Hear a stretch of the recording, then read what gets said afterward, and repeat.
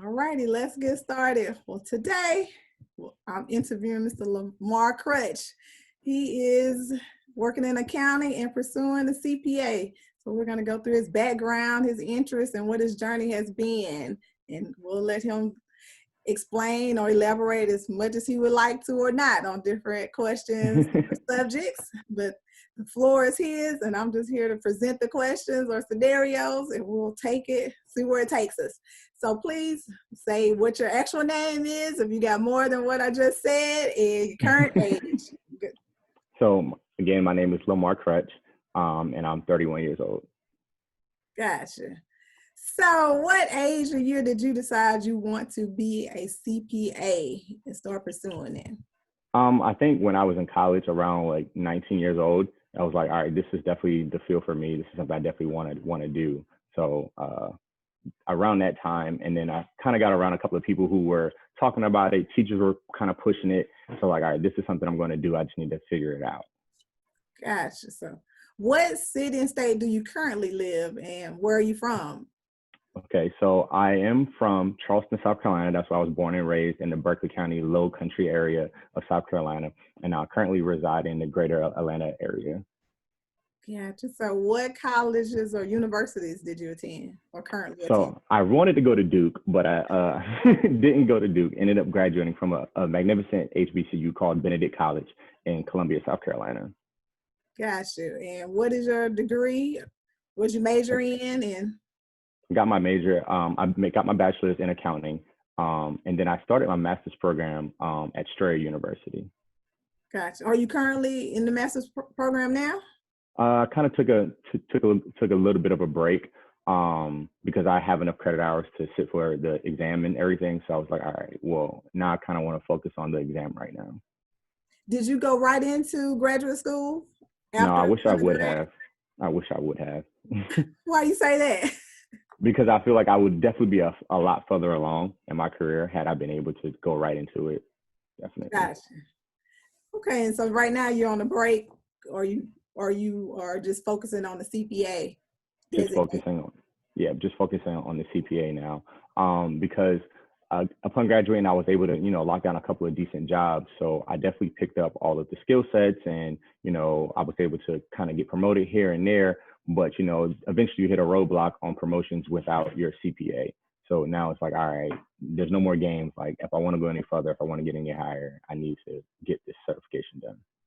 Do you think, or do you plan to circle back to I'm assuming graduate school? I almost said MBA. I just assumed that, but what your graduate degree? So I'm going to just go ahead and let my job finish paying for it once I'm done with the exam.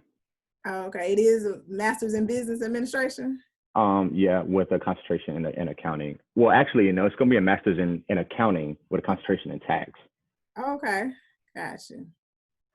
So do you currently work in corporate, government, public accounting, entrepreneur, academic setting? Public accounting is where I'm at. Okay. Is that where you plan to stay, hope to stay? Or do you have any interest in venturing out the industry? I have some other interests that probably don't have nothing to do with accounting at all. So, but yeah, upon retirement, I would love to own a couple of barbershops and restaurants and things like that, and then maybe even go into running for political offices. Gotcha. Well, if you don't mind sharing, and if you can disclose, where do you currently work and what is your position? Right now, I'm a senior associate at Frazier and Dieter. Gotcha. Here in Metro Atlanta. Yes. And I think you said you work in tax, but what area of accounting have you worked? Yeah. Or do you specialize? Only tax. Tax is where I want to live. I don't want to do anything else. I've jumped in, during the tax down season. We might help out with the audit team or something like that, but primarily tax is my role. Gotcha. Well, since you mentioned taxes, do you do tax preparation? Yes. Yes. Outside of work for your family? Yes.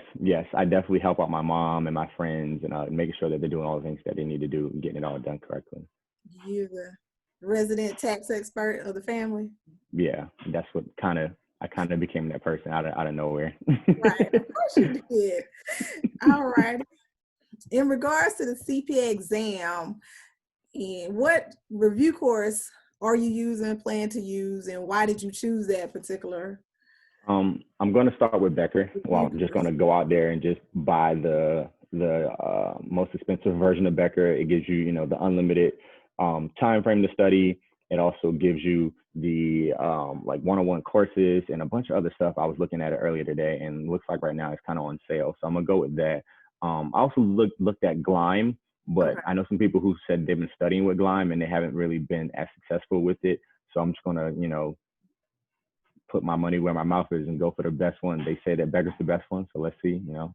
Ready Okay. to get That's it based going. on reputation, huh? Right. Right. Okay. How long have you been on this CPA journey? When did you I guess I actually just been earnest start? Say, I'm ready to get started. every time I'm ready to get started, something kind of always happened. So, but now, like, so as of probably last week, is definitely like a legitimate. There's no going back now. Like, there's no more. Whatever comes, I'm just gonna have to knock it over and like just deal with that on the back end. I'm just solely focused on this now. Do you mind sharing some of maybe the obstacles or different things Sure. that threw you off track So, along the way, and how long ago has that been? so I became a parent really early. I became a parent when I was 19, going on 20. So upon graduating, first thing I thought was, hey, I don't have time for a master's program. I don't have time for nothing like that. I just need to go work. I need to work to support my kid and help out her mom and do all things like that. And then me being the eldest of my brothers and sisters that I grew up with, just being able to send some money back home and, not take from the family anymore, be a contributor. So like that became really important. So like I just was like, all right, I just really want to work. I don't have time for anything else other than work.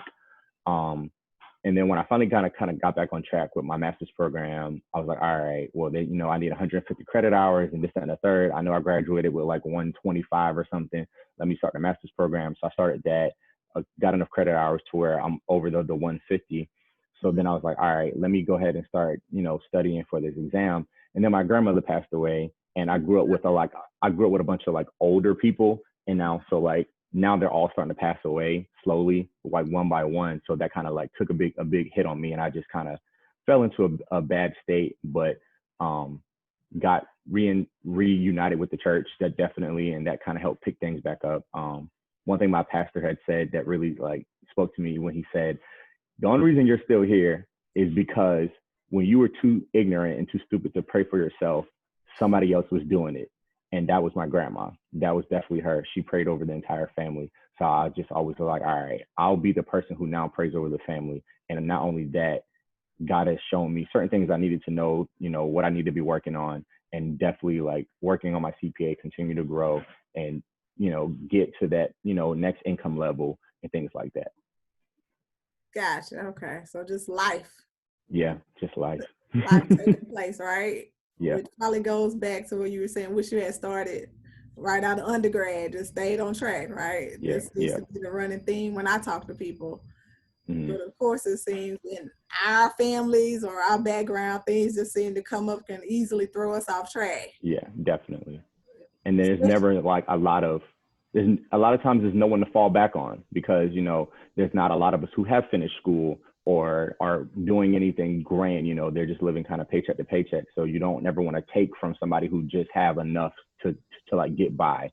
So we find ourselves in that position of just kind of punching the clock every day and not really furthering our careers. Right. It doesn't seem as if we have a strong support system. Right. As other cultures and races. Yeah. That seems That's to definitely hinder true. us on this, especially on this journey of being a CPA. So Mm-hmm. now that you've decided that you're ready to stay on track, what section are you starting with? Why did you choose that section? I'm gonna start with FAR. Did you give it some thought? Well, I thought about it. Well, since I work in tax, I'll do reg last. Like I'll do tax last, because hopefully I should just be able to knock that one out with no problem. So I hope so.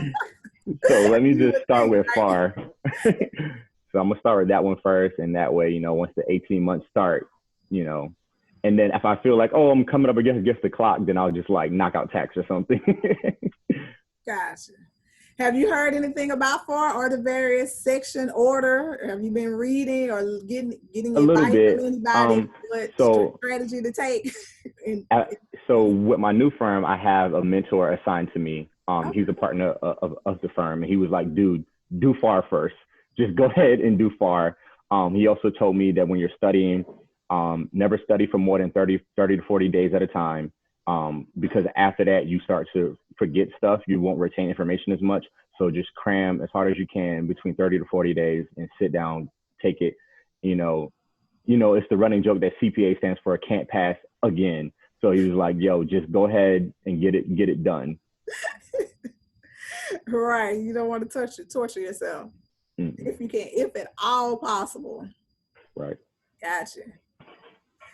So, and when you were talking about some of the obstacles that you had along the way with your grandmother, I think you said passing away, and then being a parent as well, that's a job. And it's right. By itself, right? Did you, over the years, have you formed a support system? Do you feel more comfortable at this point doing it? Or like you said, you just made up in your mind that you're looking for it? Or do you feel like life has slowed down a little bit, or some things have it's a bit of both. It's a bit of both, because some people that I graduated with, some people who graduated right behind me, we've all been kind of on the accounting journey together. And a lot of us fresh out of school, we just wanted to work. And now all of us are starting to hit ceilings where we can't get beyond or get promoted again. So now we're all like, hey, I'm already a senior associate. I want to become a manager, or I want to become this or supervisor or whatever. And we're all hitting the ceiling right now. So we're like, you know what, let's just get together. Let's study. Like, we got to hold each other accountable. So that's there from, my colleague perspective. And then family wise, I've been talking to like my younger brother, my younger sister and stuff like that. And just like, hey guys, mom and dad are getting old. We need to be able to retire them. So this is the step that I'm taking. I need you guys to hold me accountable. And, I'll help you guys stay accountable in your things. Like my younger brother, he does computer coding and software design. So I was pushing him like, hey, go ahead and get the next certification. Do what you have to do, so that way we can retire mom and dad. That way they don't have to keep working as long as they have been. So, that family support is definitely there. Now I talk to my dad, I'm like, hey dad, just give me another year, man. Just give me one more year and I'll be making as much as you make, and you don't have to work as hard no more. You can come home, because he's working overseas right now. So I have his support too. He's like, son, I'm proud of you. You've always been a stand-up guy, and I wish I was there more. I missed out a lot of time with you guys because I've been working abroad, but I see you making moves. I support you. If you need anything, just let me know, because I'm ready to come home. I'm like, all right, dad. Okay, that's motivating you. Definitely, yes. Gotcha. Okay, well that's good. So back to the review course with Becker. Is your job going to chip in any? Are there any conditions surrounding that if they do pay for all or some? So it seems. Explain So when I reached out to my HR group, they said if you were coming in as like a new associate, then it's something to have a direct bill that they're due and help out. But because I came in at senior level, there's something I need to pay for on my own. But if I do it all within a year or so, then there'll possibly be a reimbursement of some of the study materials, and also a reimbursement for some of paying for the exam. And then there is a potential, like a couple of $1,000 bonuses that are out there if you do it within a year of starting. Gotcha. Okay. So it sounds like it depends. Yeah, it depends. Gotcha. Okay. And you said back to the testing fees. Do they have any limitations on how many times they may reimburse if it takes? They reimburse for the ones that you passed. Okay. So once you pass, so you get one for all of them, for all the ones that you pass. So once you get all 4 done, then they'll reimburse you for 4 tests. Okay, so you won't get the reimbursement until you actually pass all 4, not correct along the way. Not along the way. So once you are a CPA, then they'll allow you to submit a reimbursement for the 4 sections at one time. Correct. Gotcha. Okay, which is different. It just depends on your employer and situation. Yeah. Gotcha. And then they may, I guess if it's in the budget or depending on what y'all worked out, reimburse for the study material. Course. Yeah. Gotcha. Yeah. And with that, back to Becker, with what they offer, are you going to also do I think it's a per exam extra review courses? I think they offer, in addition to the study materials, they have this intensive per section. Mm-hmm. I think I'm just gonna ball out Is and that buy the most expensive okay? Becker. So you're gonna buy the package deal, whatever Yeah, comes in the that package package. deal, whatever comes in that one. I looked at it, like it had one-on-one sessions, it had like online tests, it has a little bit of everything aside of just the, you know, the actual book and the flashcards. It has a lot more in it. Because I learned that for me, I'm definitely an auditorial learner, so Okay. I don't want to read all day long. I learn when I can just get quick bullet points, and you know, you can elaborate on the bullet points, and I rather hear it from somebody talking to me. I can pretty much kind of regurgitate what was ever said to me versus me having to read it out of a book. So I definitely learned about myself over the years of learning my learning style. And with Becker, is it strictly online? Aside from what's going on with COVID and remote learning, did you look into in-person classes? Is that still even an option? Yeah, they have an At the in-person time? class. They have an in-person class, but I'm pretty sure they're going to make it virtual. I wouldn't doubt it. Okay. Well, on to your professional life. So what do you think, is the CPA designation still highly regarded, or is it losing relevancy in the workplace? So within the workplace, especially if you work in public accounting at a firm, it matters because, like I said, you kind of hit a ceiling. It's definitely needed. So that way, you know, people gain that trust and level of respect for you. So that way, especially for tax, you know, you're not going to be allowed to sign a tax return for a firm if you don't have your CPA. Okay. So it's definitely required there from that perspective. But however, I have noticed that also kind of within firms and due to some other things with Silicon Valley and technology kind of growing, the accounting job is kind of getting taken over by computers a little bit. I noticed that when I was at PwC, they definitely shoved a lot of money into technology, and they were starting to create programs that were pretty much preparing tax returns for us. And one thing we had to do as people was just review what the computer had already done. So you really don't need a degree to necessarily do that. You just need to know basic math at that point in time.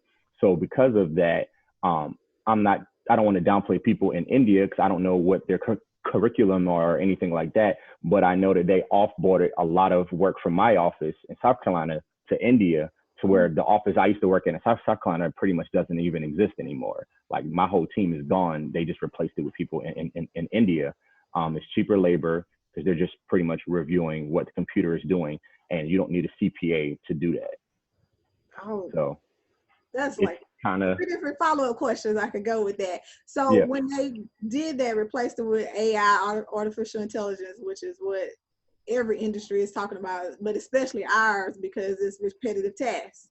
So that could quickly be automated if it's something you do over and over, day in and day out, which is what accounting is. It's very cyclical. Did you find that your coworkers lost their jobs, or was there an opportunity to transition or transfer either into advisory services, another department, or relocate, or did you find people actually losing their jobs? So they did offer what was it called, like multi-talent, and some people were able to cross over. But unfortunately, a lot of people in my office were older single moms with no degrees. They had just been working at like H&R Blocks and things like that.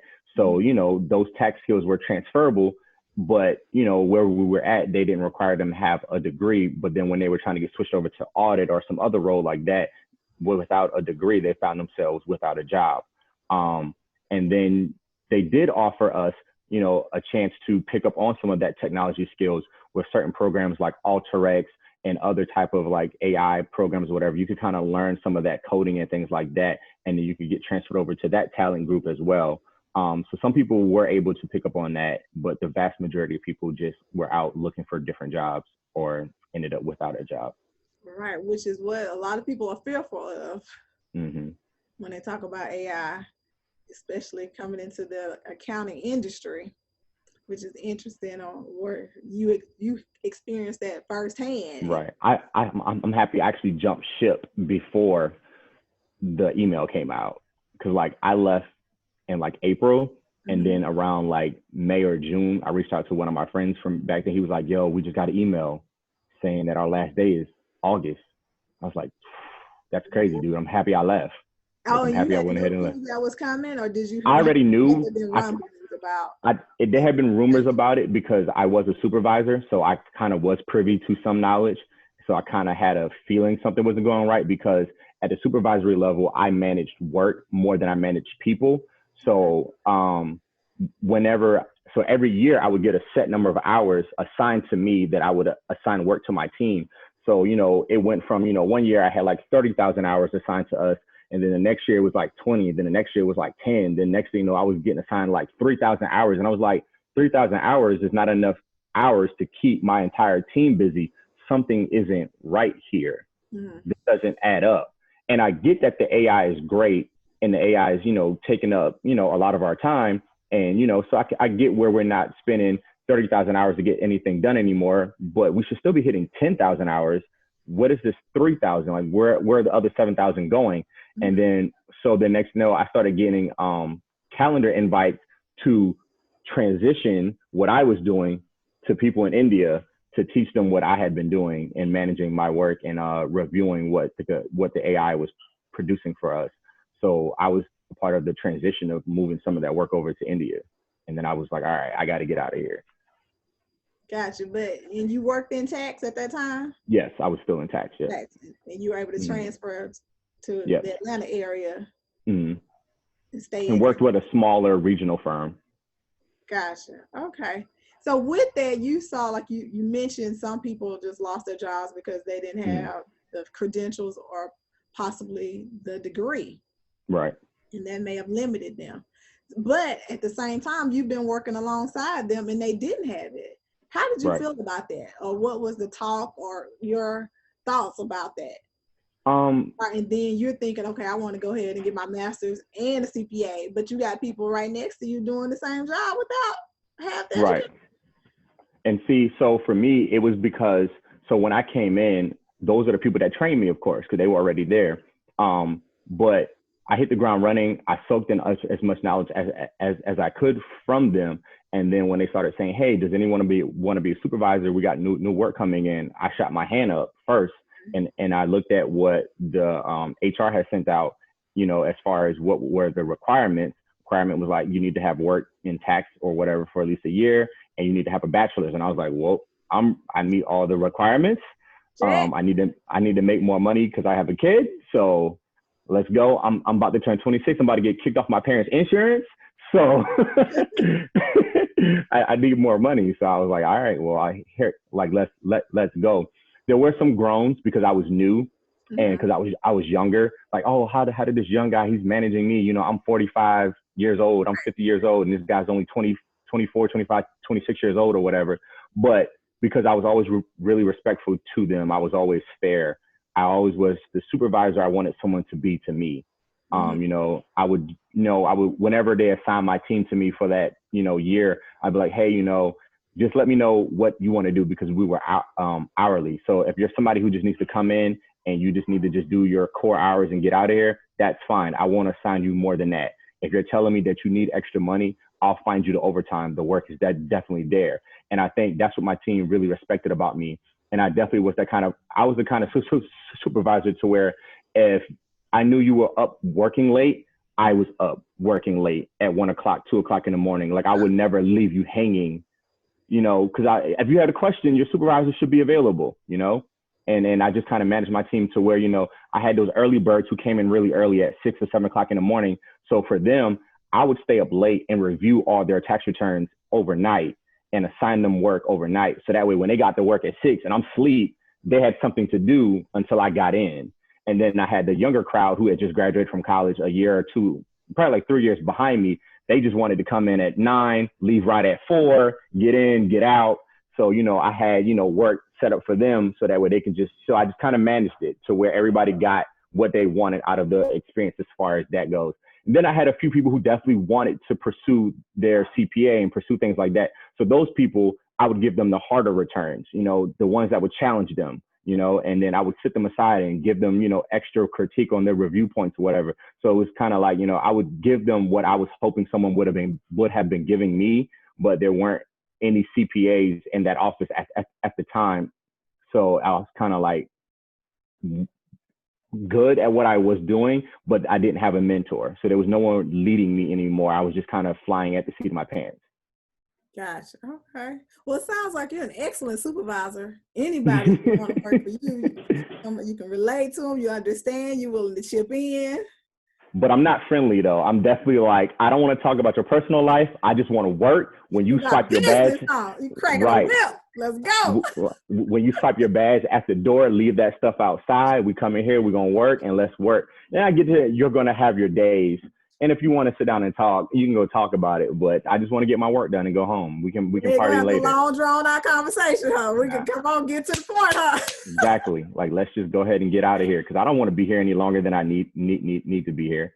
But from that, I never had a problem getting people to work with me. Like if my team was understaffed and I'm like, yo, hey, one of my fellow supervisors like, hey, can I borrow like 4 or 5 of your people? People would be like, yeah, I'll go over and help Lamar. Cool, you know, because they may have needed the overtime or they may have just wanted to learn something different or whatever. So I didn't mind, you know, people always would coming over to help out. Gotcha. Are you a supervisor in your current position? No, now I'm just a senior associate. Here at the supervisor level where I'm at now, you have to have your CPA to get into the supervisory role. Gotcha. So the company you're currently working with, Mm-hmm. do you think there's opportunity for advancement with or without your CPA? Not without your CPA, not without, unless you're going to like switch over to IT or something like that. But if you want to continue your career along the lines of doing anything to do with accounting, you're going to need to get your CPA. So you've topped out this far as you're in the firm you're with now. Right. After CPA, this is I'm just here. Exactly. I won't go any further. I've maxed out my earning potential. Really? Well, in addition to that, do you see anybody in the firm who does not have a CPA at that next level? No, there aren't any. Any people. So they are fair about that across the board. Yeah. You see that being the case. Yeah, gotcha. That's the case. Everyone has their CPA above me. Gotcha. So do you believe or think having your credentials will open the door for an immediate promotion or other opportunities in your current?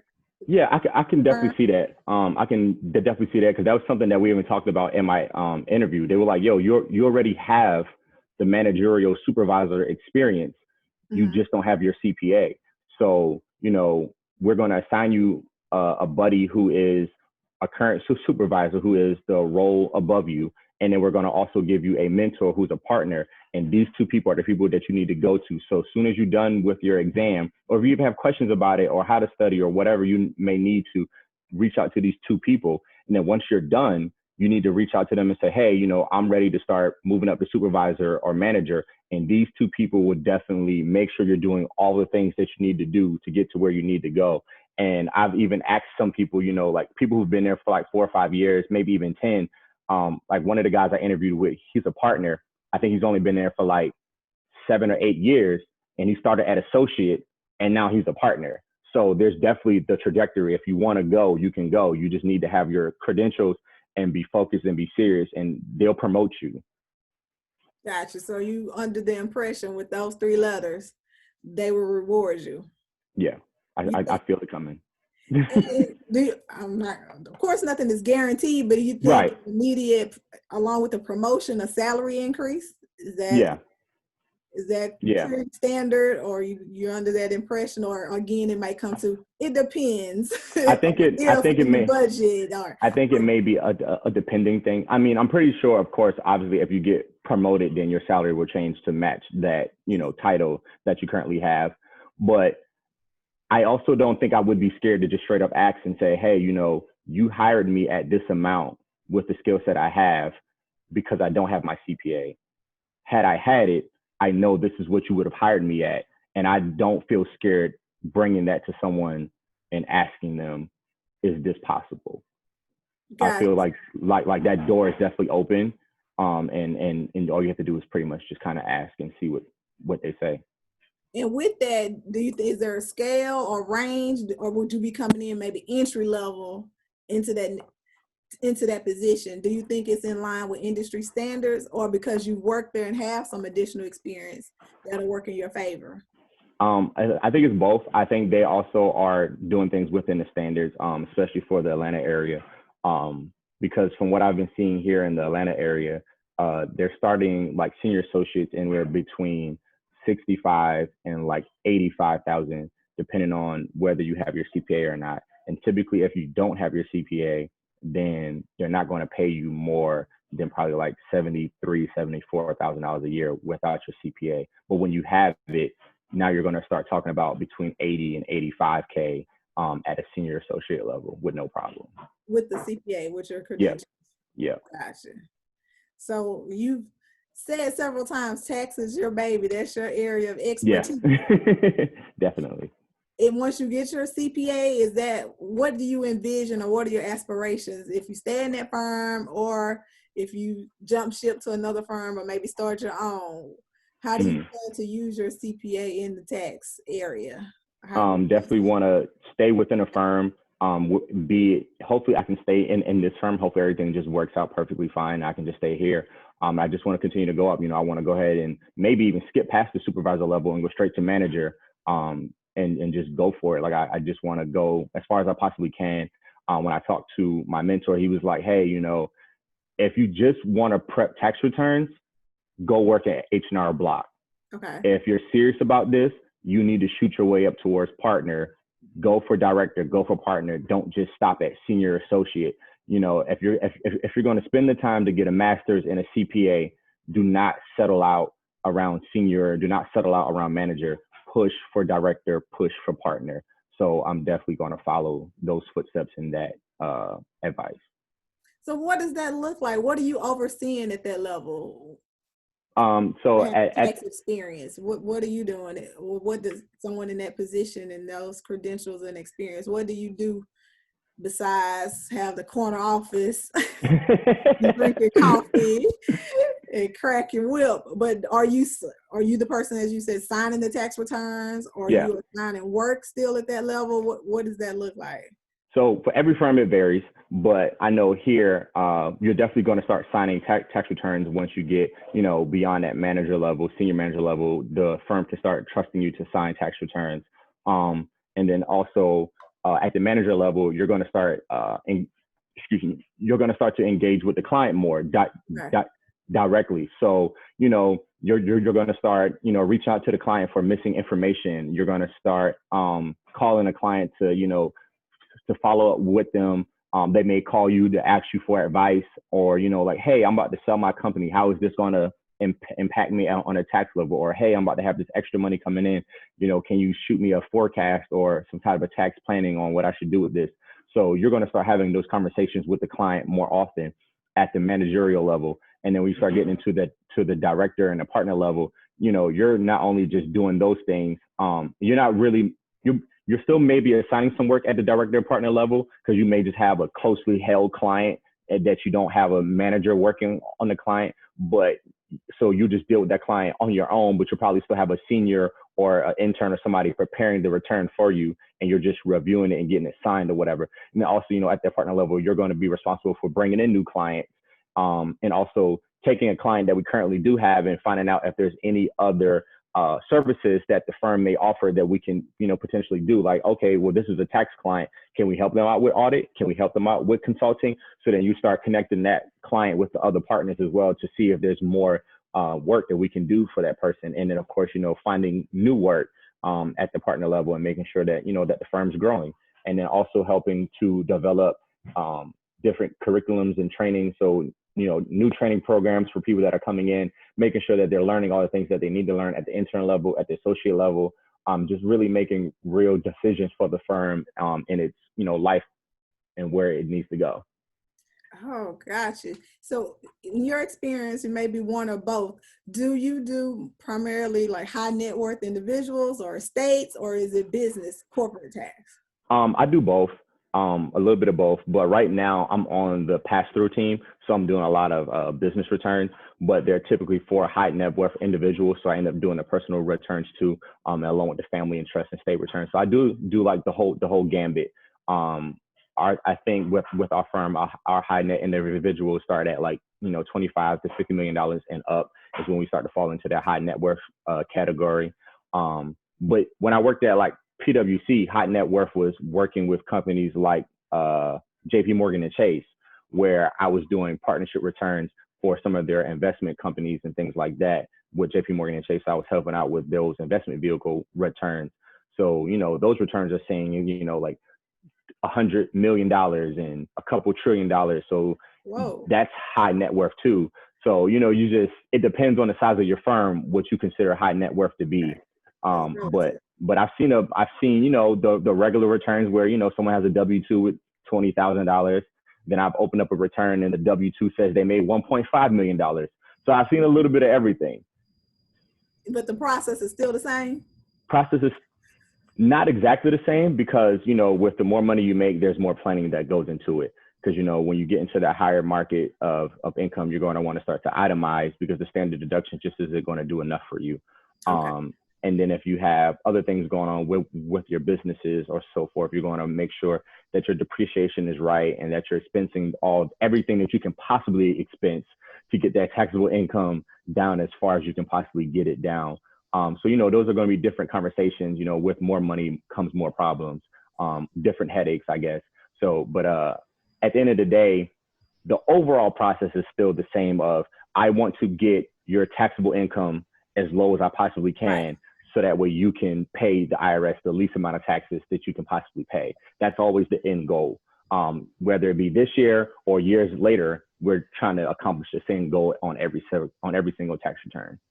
All right. You a friend or a colleague everybody should have the experience you attained over the years. That is fantastic. You talked about a mentor, but before we jump to that, how or why did you even choose accounting as your career or profession or major in 10 years ago in undergrad when you?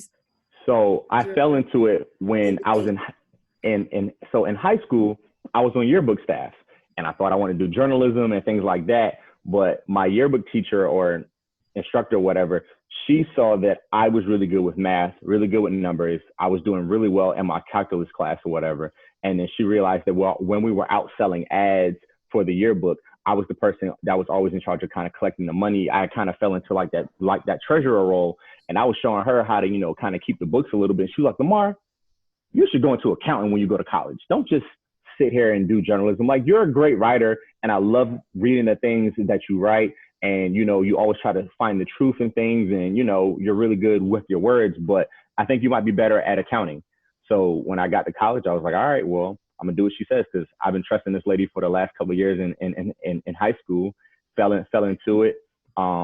And then I started meeting other people, from different places in the world because growing up in South Carolina, growing up kind of, around the poverty line, we didn't get to travel a lot. So I didn't really meet a lot of people. I really hadn't been anywhere. So I finally started meeting people from like New York and California and all these other people. And I met this young lady named Danira. And I saw that she was always attached at the hip with the dean of the School of Business. Everywhere he went, she went. Every time he was in meetings with other business leaders, bringing money into the school and, hiring and doing career events and career fairs, she was always there. And I was like, yo, I want to be like her. Because I heard she had an internship on Wall Street. She got to work at Goldman Sachs. Who is this girl? How do I become attached to her? What do I have to do to be like her? So I followed in her footsteps and, joined an organization called Phi Beta Lambda, joined National Association of Black Accountants. Anything she did, I was doing. Like, I was on it. Like, so she definitely kind of helped guide me a little bit through it as well and continue to push me. And then eventually, getting out of school, I still followed her along her career, but she stopped working on the CPA and started working on like, I think the CFA or the CMA or something like that. Mm-hmm. But she still works in accounting, but she's like, yeah, the CPA is not for me. I'm going to work on one of the other, one of the other certifications. So her and I are still in contact. She's still someone that I definitely look up to. But other than that, I didn't really have a mentor until like now I've been actually assigned one. And I think like that's really important that companies should definitely be assigning mentors to people coming in, because that's how you grow the company. You got to grow the people that are coming in. And if you don't assign them somebody who's going to help them, then they're just doing things randomly. And how long have y'all been in contact or that connection was made to actually mentor you? Was that something the company did upon hire? Day one. Okay. Day one. As soon as I got there, as soon as like I got in, After the first day, you know, signing all your, you know, your I-9s and all the other stuff like that, got an email that said, hey, Lamar, this person is your mentor. This person is your buddy. They're going to be reaching out to you. You can reach out to them. This person is going to be here. So the person who's your buddy is the person that will be assigned to you to answer any, like, you know, around the office questions like, oh, where's the bathroom and where's the coffee and how do I use this program? You know, how do I, you know, use the software? How do I clock in and clock out? That's your buddy. And then your mentor is, you know, my profession. What do I need to do to get to the next level? You know, any study tips you can help me with, you know, any theories that you're applying to different tax returns or things that you're seeing that the firm is choosing to practice when we see a certain tax law come out or anything like that. How is the firm going to handle it? He's going to kind of be the person that, you know, give me that guidance on how to understand and interpret the things that are coming from the IRS. Okay, your go-to person. Yeah. So do they do that for all new hires or every new hire? Everybody gets it. Okay, what position, whether you're doing CPA or not, everybody gets a buddy and a mentor. Yep. And then as you go along, you can, like, if you feel like you and your buddy aren't working out, you can request, if you and your partner, I mean, you and your mentor aren't working out, you can request that you get a different one. And then also, as you go up in levels, you will be reassigned a new buddy who is at least one level above you. So that way, that person can help propel you to the next level. They said that they will never promote you to another level without grooming you for it, making sure that you're ready to do it. So it'll be a smooth transition. So like if you're going for manager, you're going to start talking to, hanging out, working alongside of more managers more often. When you go to senior manager, same thing. When you're ready to go to partner, same thing. You will be groomed by those that are in that spot. Right. It sounds like the company you work for values professional development. They get it. They put a lot of time and research in how to develop their company for the long run or their employees. Yeah. That's good to hear. So we're almost done wrapping up. So of course, this was all about pursuing the CPA, having those 3 letters behind your name. As you know, Blacks are underrepresented. So you can say Black people, African American, minority, but specifically Black people. Right. We're underrepresented, male, female. What can you attribute that to? And what can be done to increase the pass rates? What are your thoughts on that? I think it's just one of those situations where, like, taxes is scary and accounting is scary. Money can be scary for everyone. And I think also in the Black community, we don't talk to our kids about money enough. So these are not conversations that we're having. You know, I did grow up seeing my mom have to go to the store and actually pay her bills. Like, I saw that, but no one ever talked to me about, hey, this is how much money I'm earning. This is how much money I'm paying out. And we don't have those conversations at a young age with our kids, where we're not explaining to them that you need to earn this to pay this. We're not teaching them on how to save and do things. So I think, like, the whole idea of financial literacy is broken in the Black community. So that's probably why you don't see as many of us falling into that profession, where stuff like cooking, cleaning, nursing, things like that, Black people are just, you know, going right into, because those are the things that we've been doing since they brought us into the country. But that's a whole nother conversation. But since they brought us here, those are the things that we've been doing. We haven't been groomed to talk about money. We haven't been groomed to talk about, you know, things like coding, like my younger brother, like, they need help in that area too. Like, they need more Black people in that area too. So those type of professions aren't being explored as much as they should. But luckily, you know, you have your HBCUs who are pushing it, you know, and encouraging people to, you know, hey, you don't just have to do something basic. You can go above and beyond. To increase the pass rate, we need to do things like this. We need to do things where, you know, you're engaging with other people who look like you, who sound like you, who talk like you, who have same experiences as grown up in America that you have, to let you know that you're not by yourself, that you don't have to go on this journey by yourself. Like, yeah, I know when you go to work every day, everyone looks the other color, but, you know, when you come home and you just want to study with somebody and not feel, because I think sometimes, and I know I have experienced, like, sometimes I don't want to ask a question because I don't want to come off like, oh, that Black guy doesn't know anything. So I find myself kind of retreating from asking questions sometimes. And then I'll go ask one of my Black friends or something like that, or ask one of my other minority or people of color friends or whatever. I'll go ask them before I ask someone who is Caucasian a lot of the time. And it was a bad habit. And I've gotten out of that habit because I know that every Caucasian person is not a bad person. Every Caucasian person is not racist, you know. So it took me time to kind of like, you know, be able to start reaching out and saying, hey, you know, I need help. I want to do this. This is a profession that I want to, you know, do. And we have to implore each other to like jump across the table and get that help, whether it be from someone who looks like you or someone who doesn't. The help is there, and we're all trying to get better at this. Gotcha.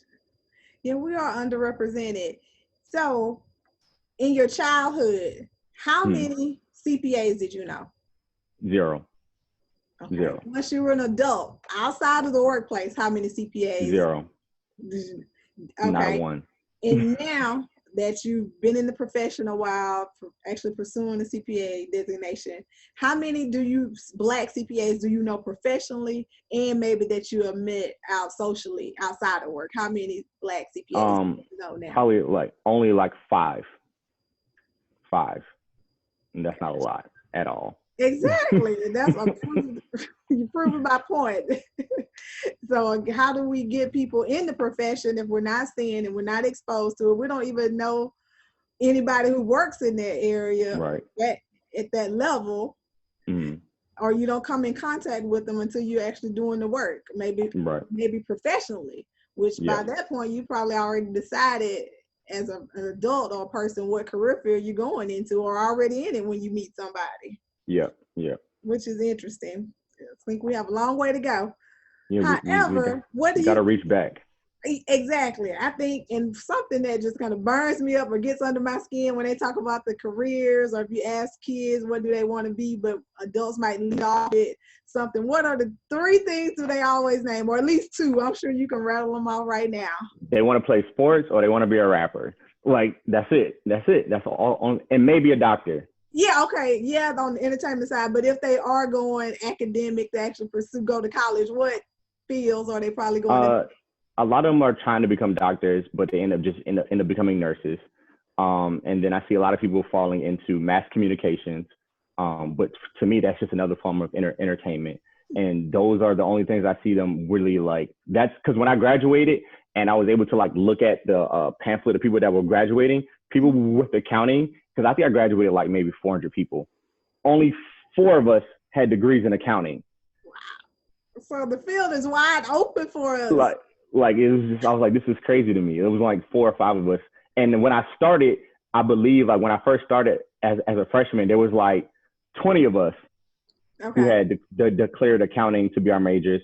And then when we start getting to sophomore year and you start taking managerial accounting, they started to drop like flies. They started, I'm gonna switch to finance. I'm gonna switch to marketing. I'm gonna switch to just business administration. I can say that. I fell into that category. I was like, oh, this is not for me, but somehow circle right back to where I started. I was like, oh, I went finance major. I was like, oh no. And the accountant can sit over there and crunch all the numbers and I'll analyze it. But little did I know that I'm going to circle right back to that same class when that lady said, forget everything you know about debits and credits. It's the complete opposite.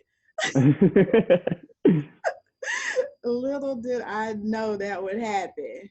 Right. But yeah, typically it's always a doctor or a lawyer. Yeah. It's like accountants can't get any respect. At all. Some would argue it's the hardest, most difficult credentialed exam out there, above the medical board or the bar exam.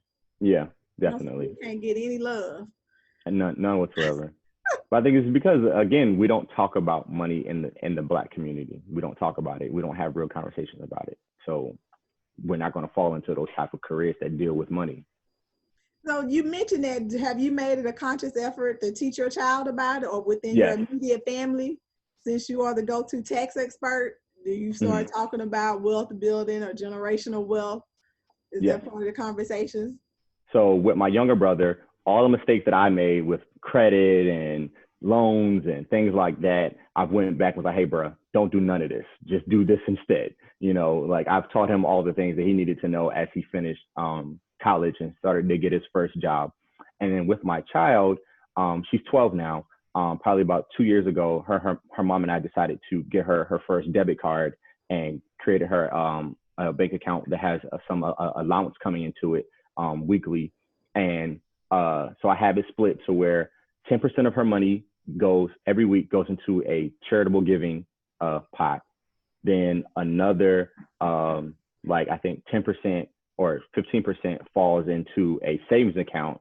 And then the rest of it goes into her checking account. And then, so that way she kind of sees like, all right, you can't put all your money in one pot. And then you also can't forget to always be charitable, always be willing to give and help somebody else. But you can't do that if you don't have money allocated towards doing that. So she's been learning to where, like, she made me cry the other day.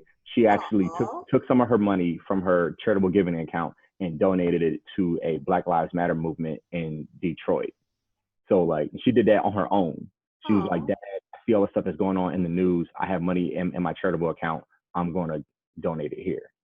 So, you know, like I've been teaching her that, like, that's important. She still spends a little recklessly on food because she just loves to eat. But, you know, teaching her how to save for things. Like she wanted something for Christmas. And I was like, all right, if you save up $60, I'll match you the other $60 to get the item that costs $120. So she'll save, she'll be on it. Like she'll be like, well, my checking account got a bunch of money in it. I'm just gonna move some to my savings account because I really want to get this matching. And so I think next year I'm going to start trying to teach her about interest and compound interest, because the app we're using is called Greenlight, the Greenlight bank account, and there's a way to like pay your kid interest based on how much money is in their savings account. So next year I'm going to start talking to her about interest. Like, hey, if you keep money in there, then the money will grow. So, you know, teaching her those things are really important. As far as generational wealth goes, I've been trying to reach back to my parents and talk to them about it because they're still here, they're still alive and kicking. But I was letting them know, like, hey, Mom and Dad, you know, you guys are getting older and we don't, quote unquote, own anything. We're still renting. We're still paying, you know, a lease on a car and things like that. If you guys were to pass tomorrow, you guys won't leave us anything other than debt. So we need to fix this. And if something was to happen to me on that same day, your debt plus my debt is going to fall onto my kid, and she's only 12. So we need to start working on getting ourselves to a situation to where, you know, we have something to pass along, whether it's a physical asset or it's cash. So, you know, we started my daughter a college fund, a 529 account, you know, and that helps out with your tax return at the state level. You can take a credit for that in most states. And then just getting everyone to open up IRAs and different, you know, investment vehicles. So we're having that conversation, you know, in the home, and it's really important. And I think more families who look like us should be doing the same thing. That's awesome. Sounds like you have a compassionate daughter and you're setting a great example for her. So keep it up, stay on track. So we'll end with this last question.